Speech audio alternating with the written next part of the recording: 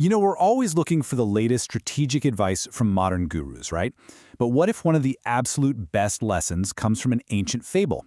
Well, today we're going to dig into a story from Aesop that teaches something timeless, how the weak can outsmart the strong just by turning their vanity into a weapon. So let me put this to you directly. Imagine you're cornered. You have zero leverage, and defeat seems absolutely certain. What do? And this isn't just some thought experiment. It's the exact problem our protagonist is about to face. All right, so our story kicks off with a classic mistake. Let's meet the kid. His youthful confidence is about to get him into some very, very serious trouble.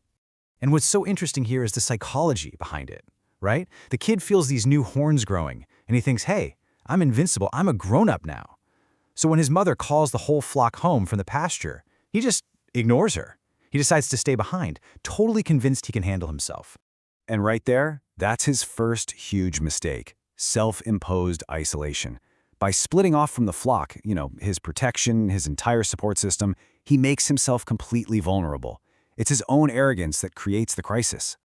Okay, so now we get to the real heart of it. The sun is setting, and the kid's newfound confidence is about to be tested in the most terrifying way you can imagine. I mean, just try to picture this for a second. The sun sinking low, casting these long, creepy shadows. A chilly wind starts to pick up, rustling the grass. That feeling of being totally, utterly alone and exposed, that's a terrifying moment of clarity for the kid. He starts bleeding for his mother, running around frantically. And then, bam! There it is, his worst fear, standing right there, the wolf. The kid knows he's trapped. There is no escape. There's no hope. It's over. Or is it? Okay, this right here, this is the pivot. Instead of begging for his life, the kid makes the absolute strangest request. He accepts his fate, but he asks for one last dance. He says, "'Cause I want to dance and be merry as long as I possibly can." See, he's not just pleading. No, he's got a plan. So the wolf, being a little vain, he kind of loves this idea. Little performance before dinner? Why not? So he starts playing this merry tune.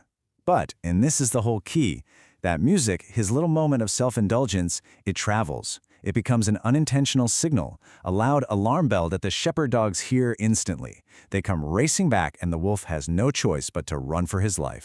So, how in the world did that work? This wasn't just luck, it was pure strategy. Let's really break down how the kid managed to turn a totally hopeless situation into a brilliant escape. It's actually a brilliant, super simple two-step plan. First, he appeals to the wolf's ego. He doesn't challenge him, he flatters him by asking for a performance. And second, he cleverly uses that performance, that little indulgence, as a loud, clear signal to call for backup. He literally turned the wolf's biggest strength, his power, into his biggest weakness. And I love this slide because it shows the two sides of the wolf, right? His real job, his butcher's trade, is all about being quiet, focused, and deadly effective. But his hobby, his desire to be a piper, is loud, distracting, and comes from pure vanity. He chose to be the piper at the most critical moment, and that was his fatal mistake. Okay, great story. But so what? How does any of this apply to us today? Let's take this ancient dynamic and see how it plays out in situations we might actually run into. Okay, let's take a look at how this actually plays out.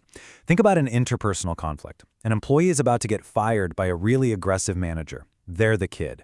Now, instead of arguing, they ask for a tune by appealing to the manager's ego, maybe by asking for some super complex advice. What does that do? It stalls the manager, and more importantly, it makes their aggressive move visible to HR or a higher up. Those are the dogs.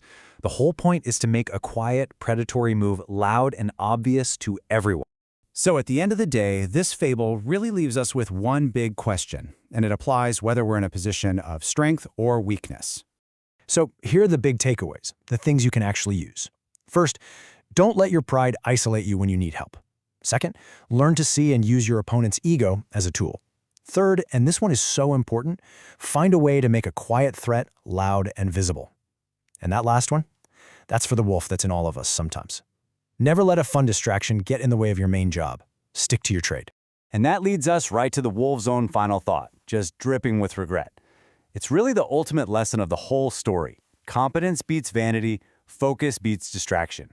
The question for all of us, in any high-stakes situation, is pretty simple. Are you there to be the butcher, or are you there to be the piper?